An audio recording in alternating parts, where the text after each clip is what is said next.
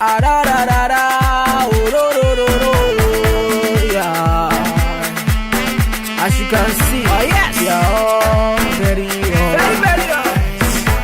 Mo fẹ́ kọ́lé fún màmá mi, mo fẹ́ ralé fún bàbá mi. Ayé ní Miami, Maserati fún ìyàwó mi.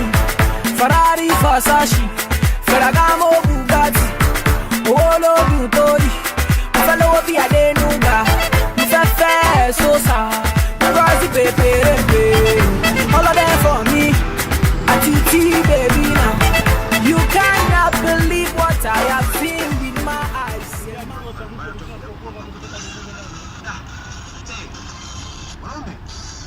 Anafikiria na nini? Yes.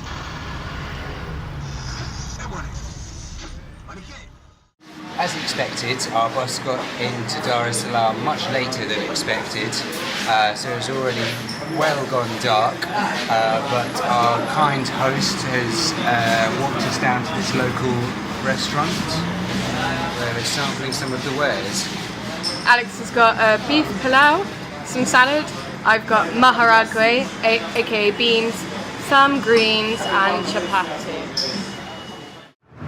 We're taking a bus into the city centre of Dar es Salaam and it's an incredibly new, shiny a bendy bus, if you will. That's translating Dar. We've got off at the terminal station near the fish market. Can't see the fish market yet, but I can definitely smell it.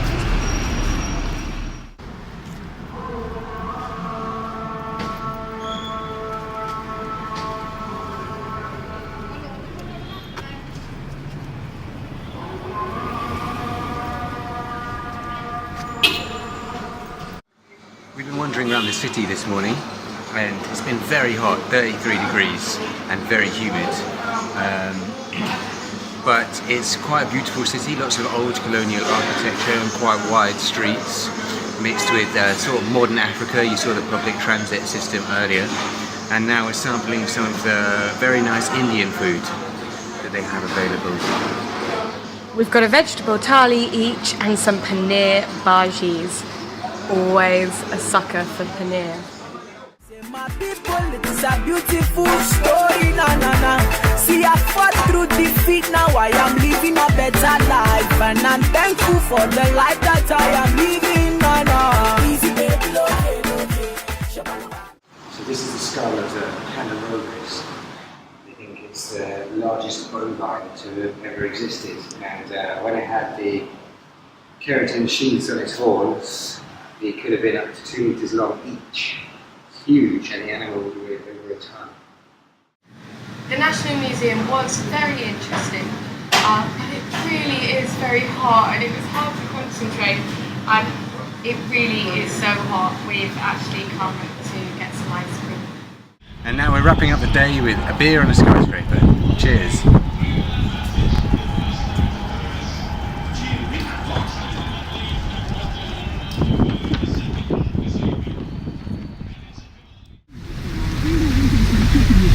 One evening's worth of rain and our Uber's having to double up as a boat.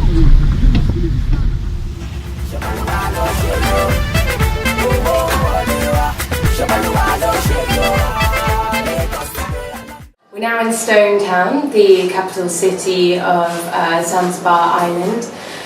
We're staying in a really authentic Zanzibari house owned by Kia. We found it on Airbnb. And even though it's super hot, we're now going to go out and try and find some lunch.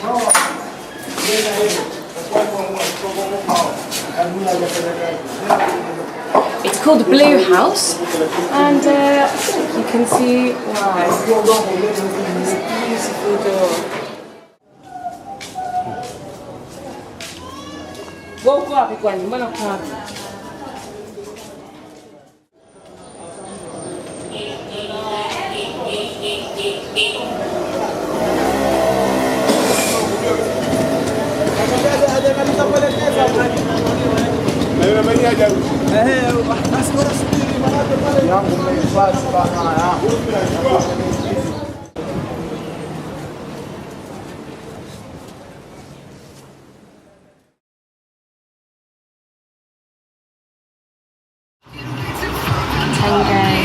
travel pillow.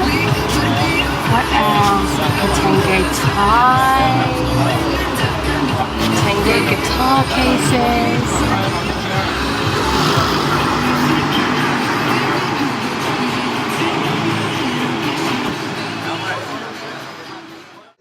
This is traditional Swahili music.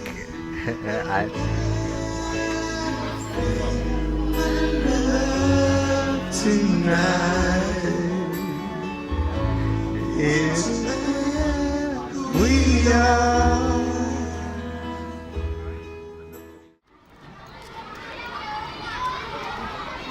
smells so much of cinnamon. Cardamom, powdered ginger.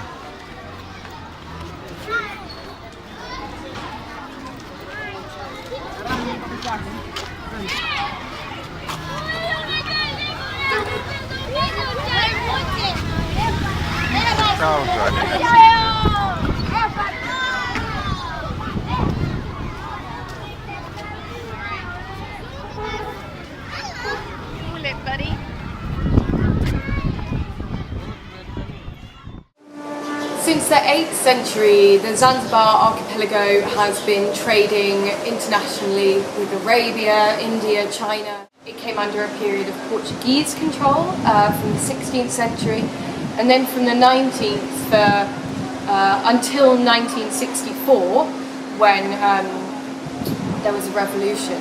It was under the control of the Sultan of Oman. We're now in the Beit al-Sahel, the Palace of the Sea, which was the Sultan's homes during this period. It's a little bit faded now, but you can see the former glamour, and it's in a very beautiful spot. This is how the palace would have looked in the 19th century, and over here in the early 20th century. This is the old fort built in the 1700s by the Omanis after they took the island from the Portuguese, and you might be able to tell it shares quite a lot of culture and history with Mombasa. The old town is also very similar, but it's a bit more pristine and clean, and also much more touristy.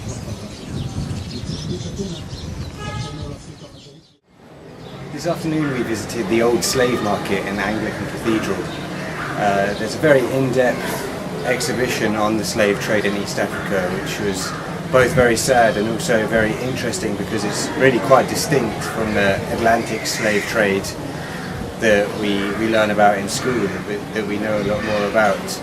And it goes back a lot further, and there's a lot more roots to it. Behind us here is the monument for the slaves. It's very powerful. It was also really interesting to learn how connected the slave trade was with the sale of clothes and also of ivory. And we learned that Zanzibar was the largest exporter of ivory in East Africa, and over 75% went to one distributor in Connecticut. The Anglican church is here because a lot of the abolitionists were Christian missionaries, and they bought the land that the old slave market was on. It's also a really interesting mix of like Western and Swahili architecture. Pretty cool design.